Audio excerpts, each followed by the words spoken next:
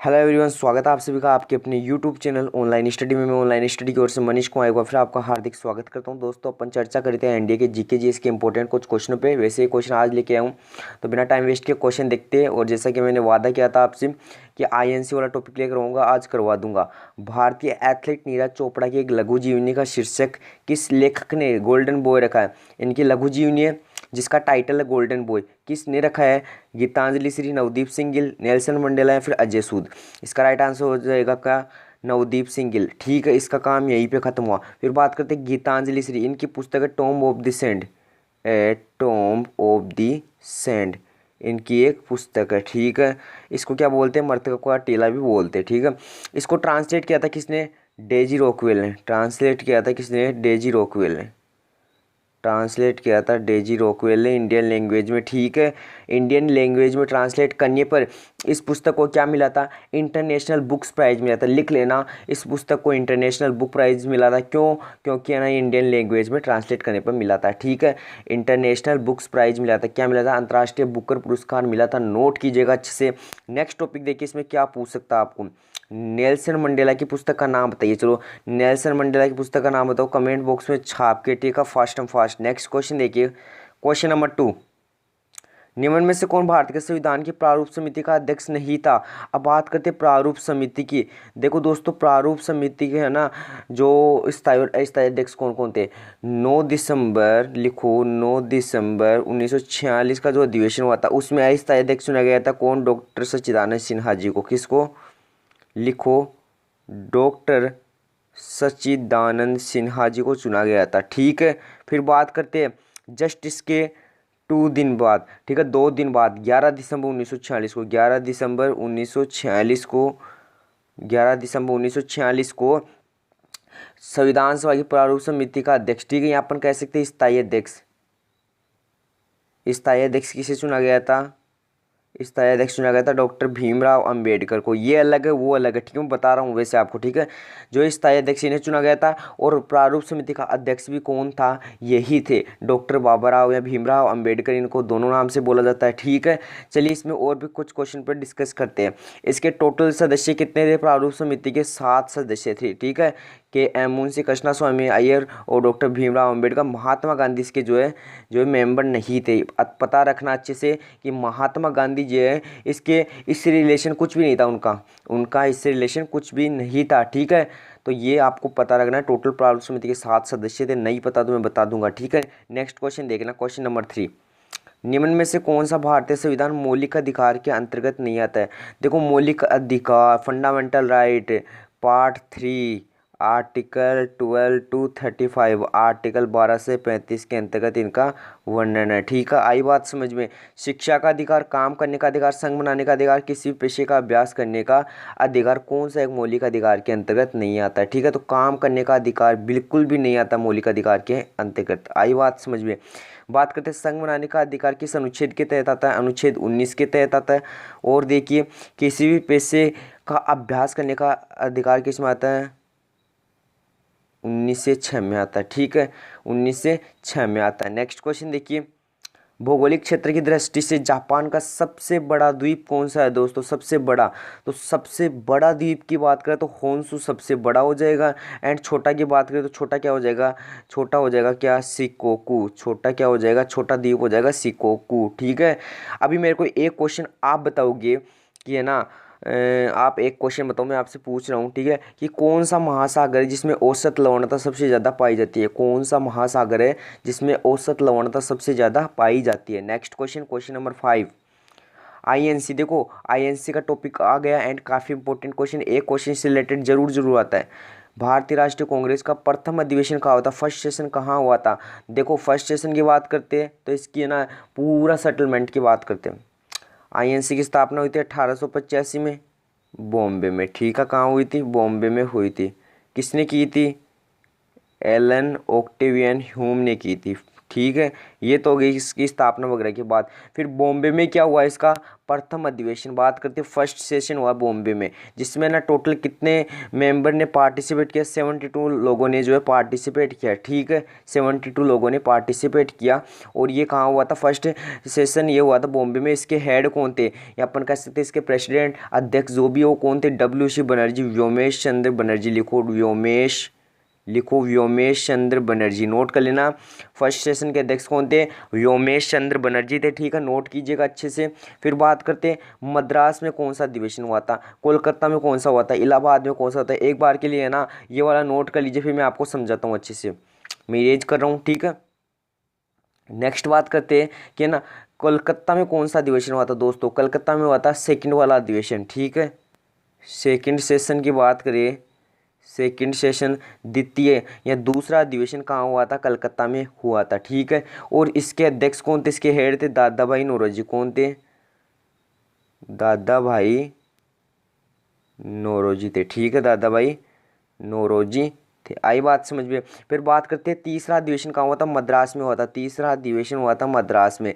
और इसके अध्यक्ष कौन थे, लिखो इसके अध्यक्ष को आपको पता रखना बहुत ज़्यादा जरूरी है, बदरुद्दीन। लिखो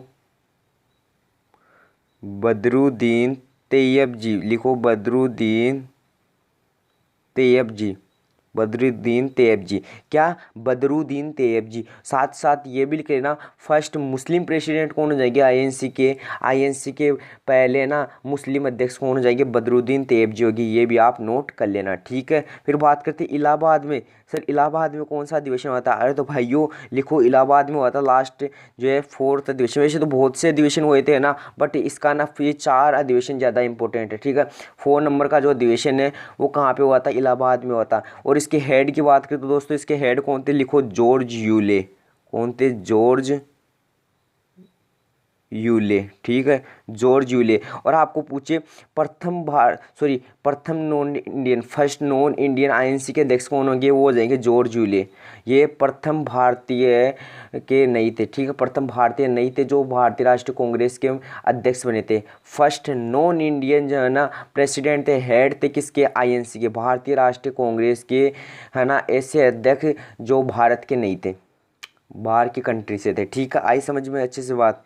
चलिए और क्वेश्चन बताता हूँ, फिर से सुन लेना। इलाहाबाद के जो है अधिवेशन कौन सा होता है, इलाहाबाद में 4 वाला हुआ था। और इसके अध्यक्ष कौन थे, जॉर्ज यूले थे। एंड ये कौन थे, फर्स्ट नॉन इंडियन प्रेसिडेंट थे आईएनसी के। ठीक है, फिर चलो और क्वेश्चनों पे बात करते, डिस्कस करते। क्वेश्चन नंबर 6, क्वेश्चन नंबर 6 है लोकेशन। यहाँ पे थोड़ा सा कंफ्यूज हो गया, लिखो गोपाल कृष्ण गोखले। लिखो गोपाल कृष्ण गोखले। गोपाल कृष्ण गोखले ने कांग्रेस के किस अधिवेशन की अध्यक्षता की थी, बनारस, कलकत्ता, बेलगांव या फिर देखो इसका राइट आंसर क्या होगा, इन्होंने की थी किसकी, बनारस अधिवेशन। बनारस अधिवेशन कब हुआ था, 1905 में हुआ था, 1905 में हुआ था। ठीक है, फिर बात करते हैं कि कलकत्ता अधिवेशन कब हुआ था, 1906 में हुआ था। अभी मैंने जस्ट बताया आपको, कलकत्ता में दादा भाई नौरोजी की उपस्थिति में। ठीक है, उस टाइम पे अध्यक्ष थे। और इस कलकत्ता अधिवेशन में एक और इम्पोर्टेंट क्वेश्चन पूछता है, इसमें ना प्रथम बार स्वराज शब्द का प्रयोग हुआ था, स्वराज शब्द का उपयोग हुआ था, ये भी आप नोट कर लेना। और स्वराज शब्द का उपयोग किसने किया था, स्वामी दयानंद सरस्वती ने किया था। लिखो स्वराज शब्द का उपयोग किसने किया था, स्वामी दयानंद सरस्वती ने किया था, ये भी आप नोट कीजिएगा। ठीक है, नेक्स्ट क्वेश्चन से रिलेटेड और भी क्वेश्चन बताता हूँ इससे। देखो बेलगांव में कौन सा अधिवेशन हुआ था, 1924 का, 1924 का बेलगांव अधिवेशन, महात्मा गांधी का, की गांधी का, मोहनदास करमचंद गांधी जी का। और ये काफ़ी ज़्यादा इंपॉर्टेंट क्वेश्चन है और पूछा जाने वाला क्वेश्चन है, गांधी जी का कौन सा अधिवेशन कहाँ पे हुआ था, बेलगांव अधिवेशन हुआ था। ठीक है, चलिए नेक्स्ट क्वेश्चन देखते हैं। यूरोपीय संघ का मुख्यालय दोस्तों कहाँ, यूरोपीय संघ का मुख्यालय, यूरोपीय संघ का हेडक्वार्टर कहाँ है, ब्रुसेल्स में है, मिलेगा आपको। ठीक है, लंदन में क्या मिलेगा आपको, लिखो अंतर्राष्ट्रीय समुद्री संगठन। लिखो अंतर्राष्ट्रीय समुद्री संगठन। ठीक है, इसका हेडक्वार्टर देखने को मिलेगा आपको यहाँ पे जेनेवा में। क्या देखने को मिलेगा आपको, जेनेवा स्विट्जरलैंड में। चलो इसको छोड़ो जेनेवा को, इसका तो मैं बता दूंगा। आप तो मुझे ये बताओ यूएनओ का हेड क्वार्टर कहाँ पे है? यूएन हो गया, WHO हो गया, WHO का कहाँ पे, चलो ये बता दो, वर्ल्ड हेल्थ ऑर्गेनाइजेशन और यूनाइटेड नेशनल ऑर्गेनाइजेशन। ठीक है, तो ये दोनों का मुझे आपको कमेंट बॉक्स में बताना है। ठीक है, इसका हो जाएगा न्यूयॉर्क अमेरिका और WHO कहाँ हो जाएगा, जिनेवा स्विट्जरलैंड। ठीक है, नेक्स्ट क्वेश्चन देखिए, दिसंबर 1916 में भारतीय राष्ट्रीय कांग्रेस और भारतीय मुस्लिम लीग दोनों ने अपना अधिवेशन कहाँ हुआ था इनका? देखो 1916 का मैंने कल भी बताया था कि अधिवेशन है ना काफ़ी ज़्यादा इंपॉर्टेंट है, इसलिए इसको है ना अच्छे से पता रखना कि कौन सा इसमें क्या क्या हुआ था। ठीक है, क्योंकि ये बार बार पूछता है। 1916 का अधिवेशन हुआ था कहाँ पे? लखनऊ में हुआ था। ठीक है, वहीं पे सारा सिस्टम सेटलमेंट किया गया था। अभी क्या क्या हुआ था वहाँ पे मैं बताता हूँ आपको। 1907 में है ना, 1907 के सूरत अधिवेशन में क्या हुआ था? गर्म और नरम दल टूट गए थे। नरम व गरम दल जो है बिखर गए थे आपस में। एक था गरम दल, एक था नरम दल। ठीक है, मॉडरेटर प्लस एक्सट्रीमिस्ट जो दल थे। ठीक है, गरम दल और नरम दल दोनों आपस में टूट गए थे। फिर क्या हुआ? 1916 के अधिवेशन में फिर से ऐड हो गए दोनों। क्या हो गए? फिर से ऐड हो गए दोनों। आई बात समझ में? इसे क्या कहा जाता है? और इस घटना को, ठीक है, ये जितनी भी घटना हुई थी जहाँ पे एड हुआ और उससे पहले टूटा, इसको क्या बोलते हैं? जहाँ पे एड हुई थी इसको बोलते हैं लखनऊ पैक्ट। क्या बोलते हैं? लखनऊ पैक्ट भी बोला जाता है इसको। क्या बोलते हैं? लखनऊ पैक्ट बोलते हैं। ठीक है, लखनऊ पैक्ट बोलते हैं, लिखो अच्छे से, लखनऊ पैक्ट बोलते हैं।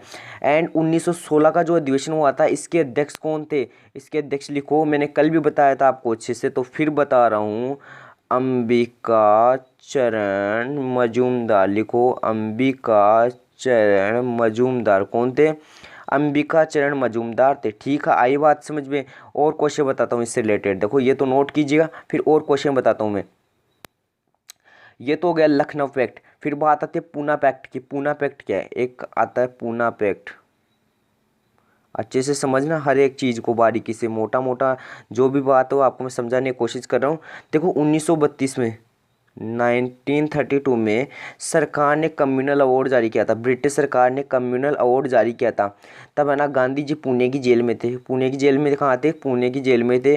तो वहाँ पर गांधी जी ने भूख हड़ताल शुरू कर दी, और भूख हड़ताल शुरू करने पर है ना उनसे मिलने आए थे डॉक्टर भीमराव अम्बेडकर। तो उस घटना को क्या बोलते हैं? उस घटना को बोलते हैं, किस जेल में मिलने आए थे? पुणे की जेल में मिलने आए थे। ठीक है, उसी दौरान उसको क्या कहते हैं? पुणे पैक्ट कहते हैं। क्या कहते हैं? पुणे पैक्ट कहा जाता है। नेक्स्ट क्वेश्चन देखिए, क्वेश्चन नंबर 9, भारतीय राष्ट्रीय कांग्रेस के किस अधिवेशन में महात्मा गांधी जी को चंपारण किसानों की समस्या से अवगत कराया गया?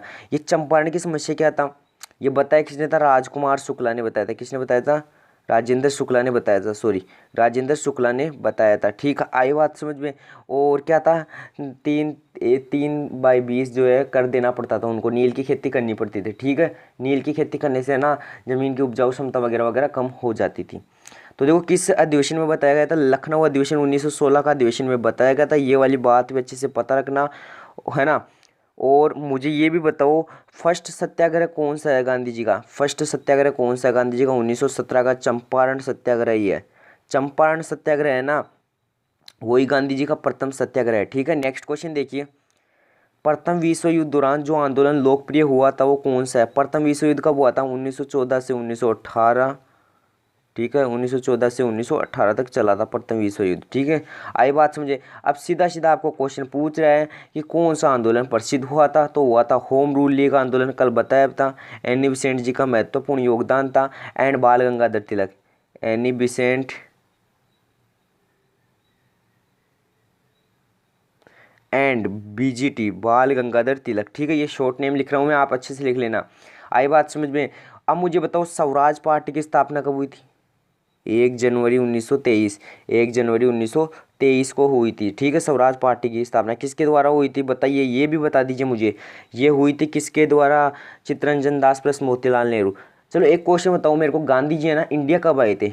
गांधी जी इंडिया कब आए थे? नेक्स्ट क्वेश्चन देखिए, फिनिक्स फॉर्म कहाँ स्थित है? फिनिक्स फॉर्म, फिनिक्स फॉर्म किसके द्वारा बनाया गया? अच्छा क्वेश्चन है, नोट कीजिएगा। फिनिक्स फॉर्म है आपको देखने को मिलेगा कहाँ पे? Durban south America. ठीक है, डरबन साउथ अफ्रीका में देखने को मिलेगा, सॉरी, डरबन साउथ अफ्रीका में देखने को मिलेगा, सॉरी गलती से बोल दिया मैंने, साउथ अमेरिका, साउथ अफ्रीका में देखने को मिलेगा। ठीक है, किसके द्वारा बनाया गया था? Made by Gandhi ji, made by Gandhi ji, Gandhi ji के द्वारा बनाया गया था। कब? 1904 में। ठीक है, 1904 में। एंड बात करते हैं एक और है टोलस्टॉय फॉर्म। टोलस्टॉय ये किसका है? ये भी गांधी जी का है, ठीक है, तो दिक्कत मत लेना, ये भी गांधी जी का ही है, ठीक है। इनकी बुक क्या है? बुक का नाम है हिंद स्वराज। क्या है? हिंद स्वराज। आई बात समझ में? तो ये इनकी बुक का नाम है। और मुझे ये भी बताओ कि है ना, जो गांधी जी है, ठीक है, गांधी जी अपने दोस्त से मिलने गए थे दादा अब्दुल्ला खान से, कब गए थे वो भी मुझे कमेंट बॉक्स में छाप के बताओ। Next question, question number 13, Mahatma Gandhi के राम राज्य के जुड़वा सिद्धांत क्या थे? सत्य और अहिंसा थे। क्या थे? सत्य और अहिंसा थे। नेक्स्ट क्वेश्चन देखिए, दक्षिण अफ्रीका के किस रेलवे स्टेशन से गांधी जी को ट्रेन से बाहर फेंका था? बताओ किस स्टेशन से गांधी जी को बाहर फेंक दिया था, बताइए। तो कौन सा स्टेशन था वो? पीटर मारिट्सबर्ग था। ये देखो लिखा नहीं गया था अच्छे से, तो मैंने इसको ना ऐसे नोट कर दिया, तो कोई दिक्कत वाली बात तो नहीं होगी ना। तो देखो पीटर मारिट्सबर्ग है ना, इस स्टेशन से है ना गांधी जी को फेंक दिया था। किसके कारण? रूप रंग के कारण, ठीक है, काला गोरा की वजह से। नेक्स्ट क्वेश्चन देखिए, भारत में पहला वर्ष कान खुला रखो लेकिन मुंह बंद करने के लिए किसने आदेश दिया था? कान खुले रखो कहने का मीन्स ये सुनते रहो बातों को, सारी बातें सुनते रहो और बोलना बिल्कुल भी नहीं है। ये कहा था किसने? गोपाल कृष्ण गोखले ने। किसको कहा था? गांधी जी को कहा था। क्यों? ये है ना गांधी जी के क्या थे? पॉलिटिक्स गुरु। गांधी जी के पॉलिटिक्स गुरु थे, ठीक है। आई बात समझ में अच्छे से? और अच्छा क्वेश्चन भी है, ठीक है, अच्छा क्वेश्चन में भी है। और कब कहा था मुझे ये बताओ? 1905 के अधिवेशन में कहा था। 1905 के अधिवेशन में ये बात कही थी, ठीक है। आया क्या कुछ समझ में? पल्ले पड़ रहा है क्या कुछ समझ में? अच्छे क्वेश्चन है, ठीक है, बनारस के अधिवेशन में, है ना। नेक्स्ट क्वेश्चन, कौन सा मूल अधिकार के अंतर्गत नहीं है? लास्ट एंड फाइनल क्वेश्चन, इसको अच्छे से समझ लेना। मूल अधिकार आप जानते हो, फंडामेंटल राइट, मैंने अच्छे से समझा है किस अधिकार के अंतर्गत आता है। फिर बात करते हैं स्वतंत्रता का अधिकार किस में आता है? 25 से 28 में आता है, ठीक है, स्वतंत्रता का अधिकार। फिर बात करते हैं संपत्ति का अधिकार, ये किस में है? ये विधिक अधिकार है। क्या है? विधिक अधिकार है, विधिक अधिकार, इसको हटा दिया गया है। एंड समानता का अधिकार की बात करें तो आर्टिकल 14 to 18 में आता है। और शोषण के विरुद्ध अधिकार की बात करें तो 23 से 24 में आता है, अनुच्छेद 23 से 24 में आता है। इसका राइट आंसर क्या होगा? संपत्ति का अधिकार जो है इसके अंतर्गत नहीं है, एक विधिक अधिकार है, 6 एडिशन में है, ठीक है। नेक्स्ट क्वेश्चन, नेक्स्ट क्वेश्चन और है, एक लास्ट क्वेश्चन है कि भारत में कौन सा एकमात्र राज्य है जहाँ सामान्य सिविल कोड, सामान्य नागरिक संहिता, क्या सामान्य नागरिक संहिता है लागू है? तो कौन सा जगह एकमात्र राज्य क्या है? गोवा ही है, ठीक है, एकमात्र राज्य कौन सा है? गोवा है, ठीक है। आई बात समझ में? तो आज के क्वेश्चन काफ़ी है, लेंथी क्वेश्चन थे एंड काफ़ी इंपॉर्टेंट क्वेश्चन थे जो आपके एग्जाम में आए हुए क्वेश्चन है। हर एक क्वेश्चन प्रीवियस ईयर क्वेश्चन होता है, इसलिए अच्छे से रिवाइज करना क्वेश्चनों को। जो नहीं आए वो मेरे से डिस्कस कर सकते हो, कमेंट बॉक्स में टाइप कीजिए, आपको ना एक दिन में आपको उसका आंसर मिल जाएगा, ठीक है। बाय द वे मैं कभी कभार देखता नहीं हूँ तो वो अलग बात है, ठीक है।